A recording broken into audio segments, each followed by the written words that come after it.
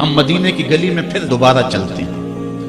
حضرت عمر رضی اللہ تعالیٰ عنہ کا دربار لگا ہے۔ ایک شخص کو پکڑ کر لوگ لے آتے ہیں کہ شخص نے ہمارے باپ کو قتل کر دیا۔ حضرت عمر رضی اللہ تعالیٰ عنہ نے پوچھا کیا ماجرا ہے بھائی؟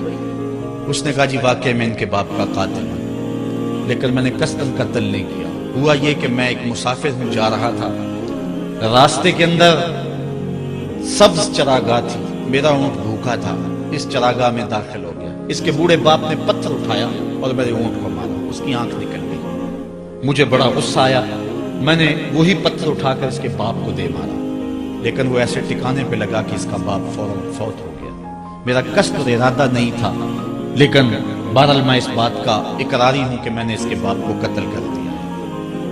آپ جو حکم سنائیں میں اس کو قبول کروں گا، لیکن میں ایک مہلت مانگتا ہوں کہ میرے دوست، میرے بھائی کی کوئی رقم میرے ذمے ہے، میرے پاس اس نے امانت رکھی ہوئی ہے اور وہ مجھے پتا ہے کہ میں نے کہاں چھپا کے رکھی ہوئی ہے۔ اگر آپ فیصلہ کر دیتے اور میری گردن کاٹ دی جاتی ہے تو وہ امانت جو میں نے رکھی ہوئی ہے سنبھال کر کے، میرے علاوہ کوئی جانتا بھی نہیں ہے، تو وہ اس تک کون پہنچائے گا؟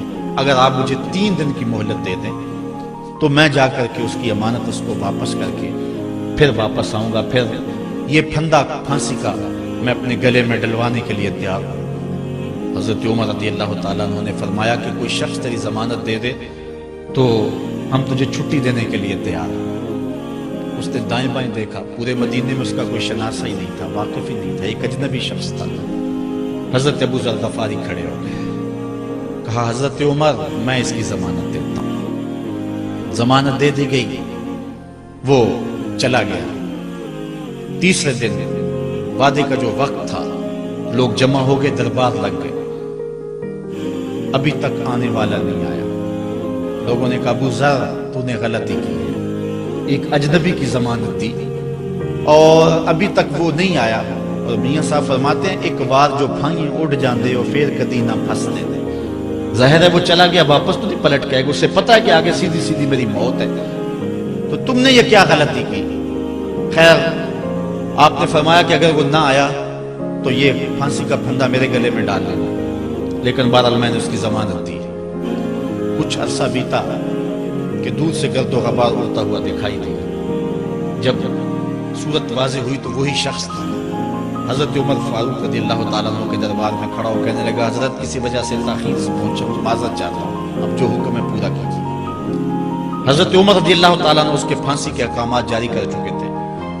آپ نے فرمایا کہ ابو ذر یہ بتا کہ تو نے اس کی ضمانت کیسے دی جب تو اسے جانتا نہیں تھا؟ تو سن حضرت ابو ذر غفاری نے کیا کہا، کہا ایک اجنبی میرے محمد کے مدینے میں پناہ مانگ رہا تھا اور اس نے چاروں سمت دیکھا اور کوئی شخص نہیں تھا جو اس کو امان دیتا اور اس کی ضمانت دیتا، تو میں نے اس لیے ضمانت دے دی کہ نہ بھی آیا تو اپنی جان چلی جائے گی، کل کو یہ تو نہیں کہے گا کہ محمد کے مدینے میں کسی نے ضمانت مانگی تھی، پورے شہر میں کوئی ضمانت دینے والا نہیں تھا۔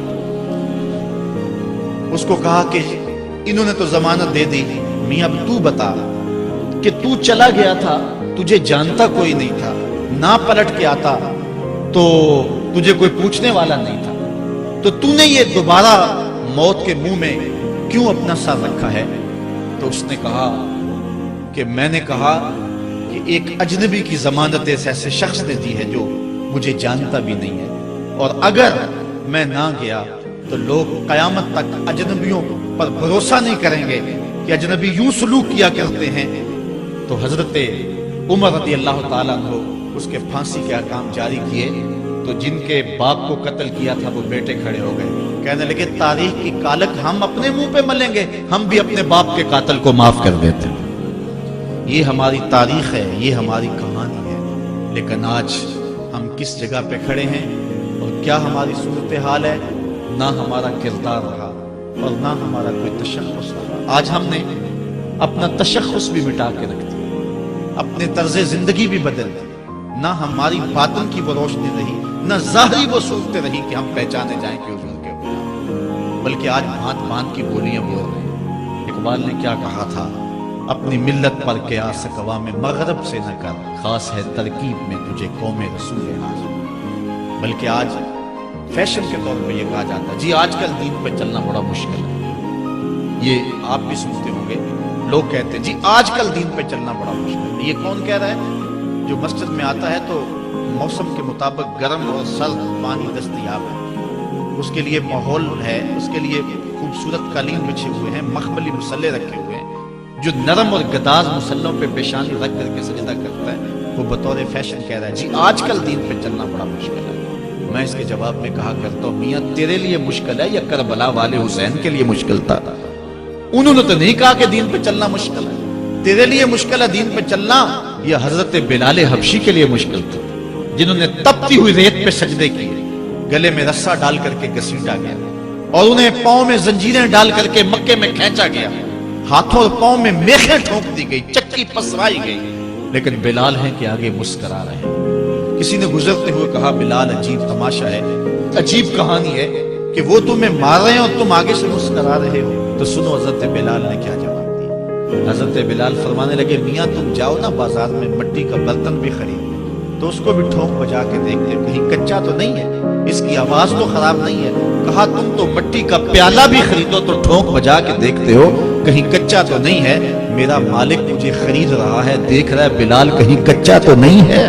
میں کہتا ہوں مالک کھال ادڑ بھی جائے گی، حق حق کی آوازیں ختم نہیں ہوں گی، زخم پہ زخم کھا کے جی خون جگر کے گھونٹ بھی آہ نہ کر لبوں کو سی، یہ عشق ہے دل لگی نہیں۔ تو یہ ایک دین گریزی ہے، یہ عمل گریزی ہے۔ جی آج کل بڑا مشکل ہے، پہلی بات ہے مشکل ہو بھی تو ہمارے پاس کوئی دوسرا آپشن موجود نہیں ہے۔ ہم ان لوگوں کی کہانیاں بھول سکتے ہیں کہ جنہوں نے اس دین کے راستے کے اندر دکھ بھی سہے، ان کو ٹکڑے بھی کر دیا گیا، ان کو 2 اونٹوں کی پچھلی ٹانگوں سے باندھ کر کے 2 ٹکڑوں میں بانٹ بھی دیا گیا، لوہے کی کنگھیوں سے بدن چھیدے بھی گئے، ہڈیاں توڑی بھی گئیں، آگ میں ڈالا بھی گیا، جلتے اور کھولتے تیل میں پھینکا گیا، لیکن انہوں نے رب کا نام نہیں چھوڑا۔